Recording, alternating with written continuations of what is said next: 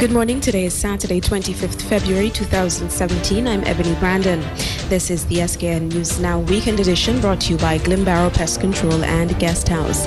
These are the top stories this hour. Nationally, the Robert L. Bradshaw Institute of Governance, Politics and Industrial Relations will be launched in March this year. Regionally, St. Lucia's Forensic Lab will soon reopen. Internationally, more than 100 South Africans have been arrested over clashes with foreigners. And in sport, Australia have thrashed India in the first test in Pune, bringing India's winning streak to an end. Now to look at these stories in detail. A date has been announced for the official launch of the Robert L. Bradshaw Institute of Governance, Politics and Industrial Relations. National political leader of the St. Kitts Nevis Labour Party, SKNLP, and leader of the opposition, the Right Honourable Dr. Denzil Douglas, said the institute will be launched at a public lecture on Thursday, March 2nd. On the second day of March, which is next week, is it? Thursday, I think it is. I want to see every single one of you come to the official launch of the Robert Llewellyn Bradshaw Institute of Governance, Politics and Industrial Relations. We will have none other than the distinguished Prime Minister of St. Vincent and the Grenadines, the Honorable Dr. Ralph Gonsalves, in a public lecture to launch the RLB Institute of Politics, Governance and Industrial Relations. We want all of you come. The Right Excellent Sir Robert Llewellyn Bradshaw was born on 16th September 1916 and was the first Premier of St. Kitts Nevis Anguilla. He previously served as Chief Minister, legislator and trade union activist. Sir Robert entered politics in 1946 and won a seat in the Legislative Council in the elections that year, later becoming a member of the Executive Council. In 1956, he was Minister of Trade and Production for St. Kitts Nevis Anguilla. During the short-lived West Indies Federation from 1958 to 1962, Bradshaw was elected to the Federal House of Representatives and held the post of Minister of Finance.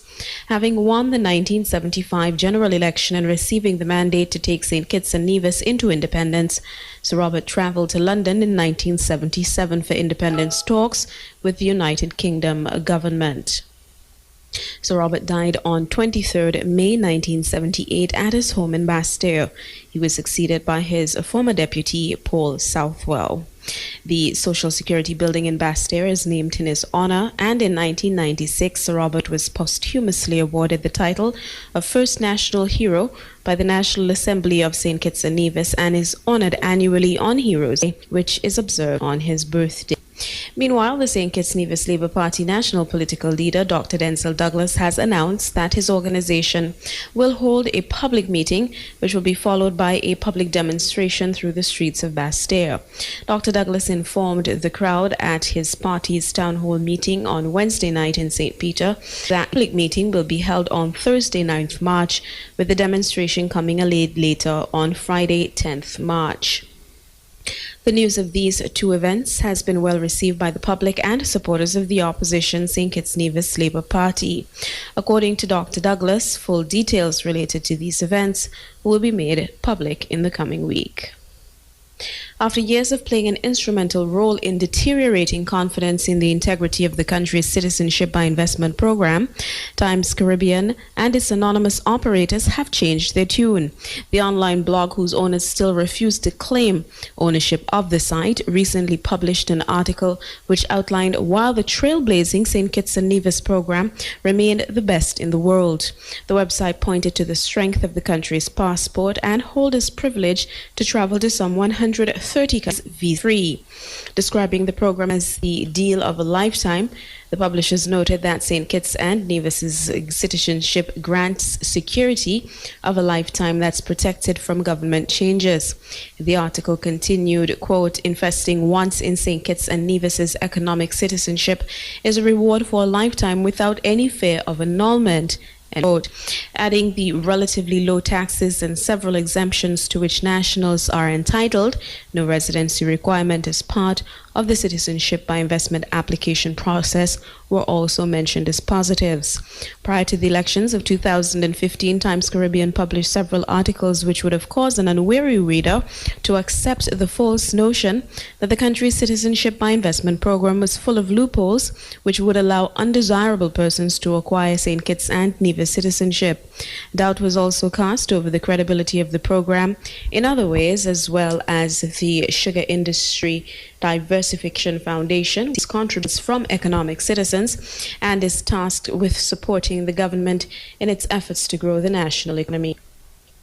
Finally, with the situation involving unhappy employees far from resolved, the cable is in more trouble as it's now dealing with the reality that it will have to pay costly licensing fees for some of the U.S. network channels it offers to its local customers.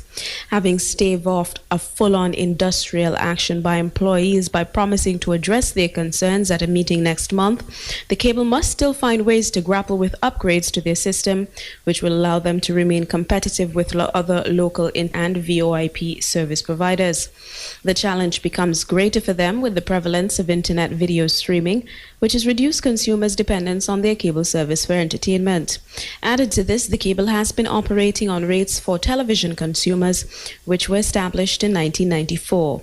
The government, which has been the majority shareholder in the company since 1990 with 69% shares, has refused to allow a rate increase to its local customers.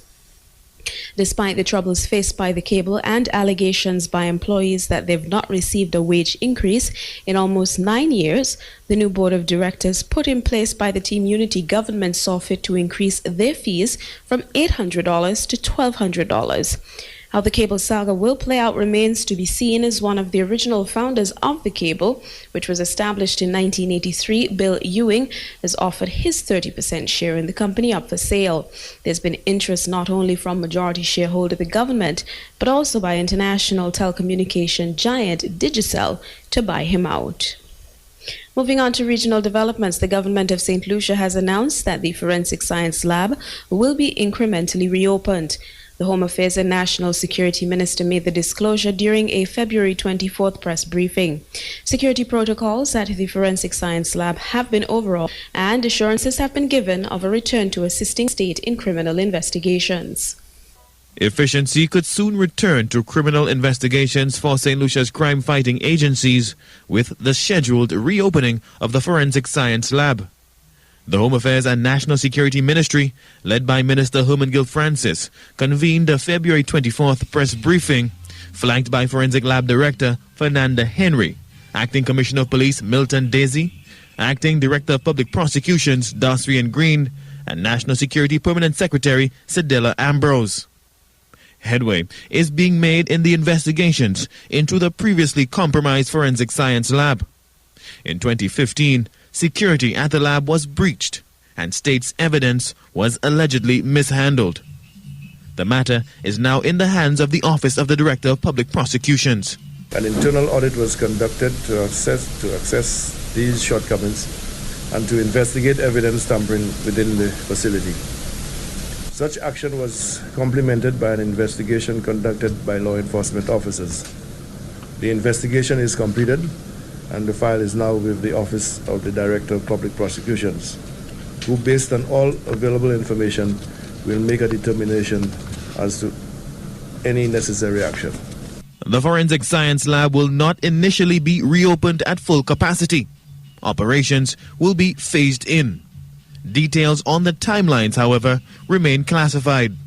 With respect to timelines, we intend to begin at the soonest, as soon as the keys are obtained from the Royal St. Lucia Police Force, and we will undertake a phased opening just as the Minister indicated.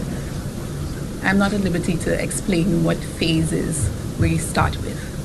2 years without an operational forensic lab has cost the police department and the government billions of dollars. I am aware that at the last instance when samples were sent to be tested, it cost the government $441,000, and that came from the police the police force, which could have assisted us in doing other things. That's it, yeah. And they're not happy about it. That's No, that's that's a one. couple Yeah, of that was a samples. couple of samples. A sent. couple. Criminal investigations have been hampered due to evidence samples being examined overseas. The ripple effect has been far-reaching and has affected the pace of prosecutions. The Office of the Director of Public Prosecutions welcomes the news of an incremental forensic lab reopening. We have had many matters that we have been pending in the system that we need to have certain testing done, reference to a lot of the matters. So we welcome this phased opening of the lab. I believe it has been a very great move by the government to deal with it in this manner. And so I eagerly await the first day of the reopening of this lab. Security checks and protocols at the forensic lab have been overhauled. Chesterfield has been enlisted to ensure 24/7 security at the facility. Yes. Right. Were there previously security cameras at the lab? Yes, indeed. Yes, there were. All right. What's the difference with these cameras? Okay. Again, well, the cameras at the lab in the previous occasion were not reviewed on a weekly or monthly basis. So they just felt that it was there and it was operated. And you can't have a camera system that way. There must be monitoring of that camera system. I think the standard of the cameras and what they can do presently have been totally equipped in a different sort of fashion completely, and I believe that it will occur well for the lab, so that a lot of this preventative aspect of things will be dealt with. Okay. Yes. So we also have to look at the fact that some of our persons were not screened at the time, but everybody who's going to be there now have been screened. Yes. The Forensic Science Lab has not attained capacity to analyze and examine evidenced ballistic samples. However, obtaining global accreditation standards is priority. The time frame for the lab's optimization remains unclear. The government, however, is in talks to share operational responsibilities at the forensic lab with the privately run Amalgamated Security Services firm based in Trinidad and Tobago. Grenadians in the United States are being told to play it safe now more than ever. Nationals of Grenada living abroad are being warned that now is not the time to even run a traffic light. They're being cautioned that committing the most mundane illicit act put them at risk of being forced out of the United States. On January the 25th, President of the United States, Donald Trump, followed through with one of his campaign promises and signed the executive order to deport undocumented immigrants. On Monday's Beyond the Headlines, host Lou Smith got expert views on the potential impact of Trump's immigration policy for Grenada and the Caribbean region. The panel comprised of Junior George, media practitioner, New York correspondent Grenadian living in New York, Denelson George, Grenadian-born U.S. attorney, Glenroy George, Grenadian-born U.S. attorney, and Kellen Bubb, New York correspondent. Undocumented nationals living in the U.S. have been urged to seek citizenship if they have that option. I think the best insurance policy that one can have in this under this Trump regime is to essentially file to become a U.S. citizen if you have a path to citizenship. Essentially, having a green card does not shield you, and I think people miss that point. It does not shield you from any kind of enforcement, okay? Undocumented persons are also being advised to be careful in their haste to deal with the possibility of deportation. They were warned that it's no time to wind up committing a crime. What happens in a situation like that? You lose just about everything they have there, or what? Well, I mean, if you pay taxes, if you work and you pay taxes, you could actually file and get your tax money back.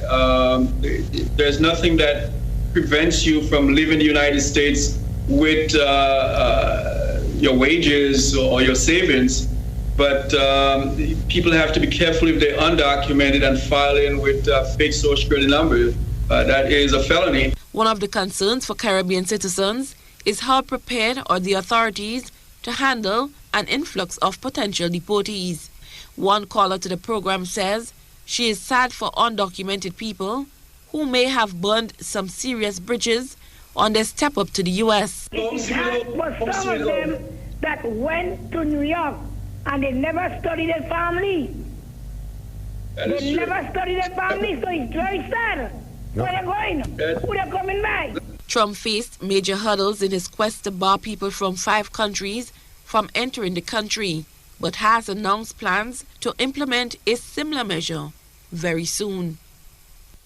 Turning now to international developments, more than 136 people have been arrested in South Africa in relation to tensions between foreigners and locals. Authorities say that despite government pleas for peace, damage to property, acts of violence and looting continue to be reported in Pretoria.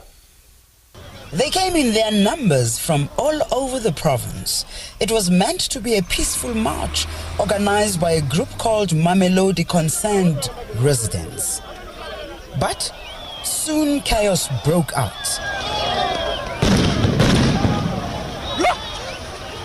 Police refused to allow these marchers to proceed, insisting they stick to the agreed upon route. The foreign nationals were having none of it, refusing to be intimidated. We worked so hard for South Africa to be independent. We are now being treated like dogs. They are fighting after us. We married their sisters. Our sisters are married to them. We just want peace and we want stability in this country. We are all Africans. We don't have any grudge for anyone. Some South Africans are demanding that illegal immigrants be deported immediately. They blame foreigners for crime, especially the illegal drug trade. But they also accuse migrants of taking jobs that could be held by South Africans. The foreigners who are operating businesses, we need to regulate them so that when they are operating their businesses, their employees must be South Africans, straightly. There's palpable anger between nationals and foreign nationals here in Pretoria. Police tell us that they're deeply concerned that this is only the beginning. They worried that the scenes of xenophobic attacks in 2008 will resurface yet again.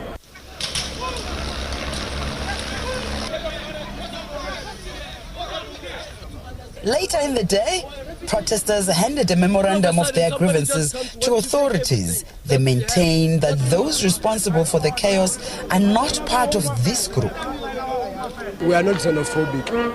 We don't want any person to be attacked, any foreign national or any person. That's why we said that the march is to the relevant departments, institutions within South Africa that are set up to deal with this work. But the idea is, we understand South Africans are frustrated. South Africans are angry. Although the group from Mamelodi protested peacefully from early this morning, a group of people from Atteridgeville blocked roads, bent tires and threw stones.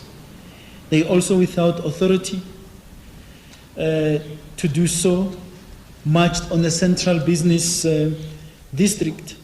We also caution those engaging in violent and unlawful acts that the law enforcement agencies of this country will not tolerate such conduct and will act within the confines of the law.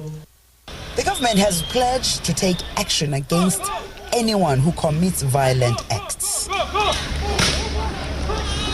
We wish to see a South Africa in which those who commit crime and corruption are not profiled according to nationality, but are dealt with as criminals by the agencies of the state mandated to deal with that area.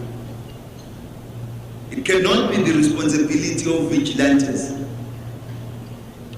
It cannot be the responsibility of anybody taking the law into their own hands. The presidency has also released a statement calling for restraint.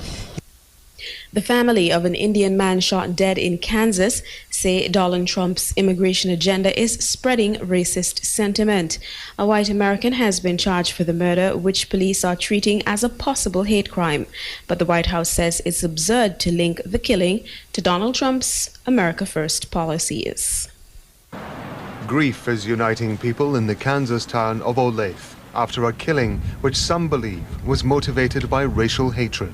When we peeled the layer, then we realized, oh, the gun violence was actually somebody killing people because they're different. And so that adds another layer to it. And that's when it became really hard to really make sense of this. On Wednesday night, Austin's Bar and Grill was crowded. 51-year-old Adam Porrington is said to have yelled, "Get out of my country," at two Indian men before pulling a gun and opening fire. The man who died later in hospital was Srinivas Kuchibotla. He's said to have been an engineer for local GPS maker Garmin. In Hyderabad, his family want his body returned to India, and they want their own government to investigate.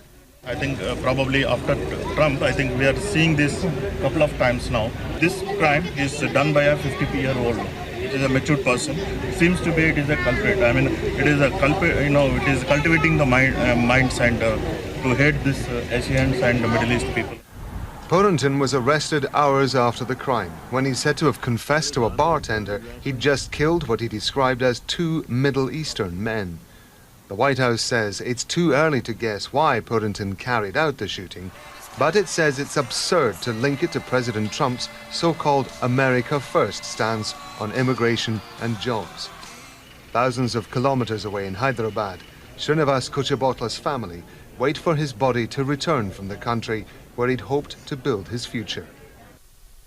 Turning now to sport, India's 19-test unbeaten run was emphatically ended as Australia beat them by 333 runs in the first of a four-match series. Australia had a first innings lead of 155 runs after bowling their hosts out for 105. The tourists scored 285 in the second innings, setting India a record target of 444. That should be 441 to win. However, India were all out for 107 as they lost inside 3 days, with left-arm spinner Steve O'Keefe taking 6 for 35. On a turning pitch, O'Keefe also took 6 for 35 in the first innings, while fellow spinner Nathan Lloyd snared 5 wickets in total, with figures of 4 for 53 in the second innings, as Australia's spin duo outperformed their Indian counterparts. Visiting captain Steve Smith also played a key part in the victory, as he scored 109 in the second innings, his maiden test century in India. The win was Australia's first in India since 2004. And that item brings us to the end of the KyssFM SKN News Now Weekend Edition, which was brought to you by Glen Barrow Pest Control and Guest House. Thanks so much for tuning in. Remember, tomorrow at 1 p.m. and then a rebroadcast at 6, The Week at a Glance. On behalf of the entire team here at KyssFM, I'm Ebony Brandon, wishing you a very pleasant weekend. Goodbye.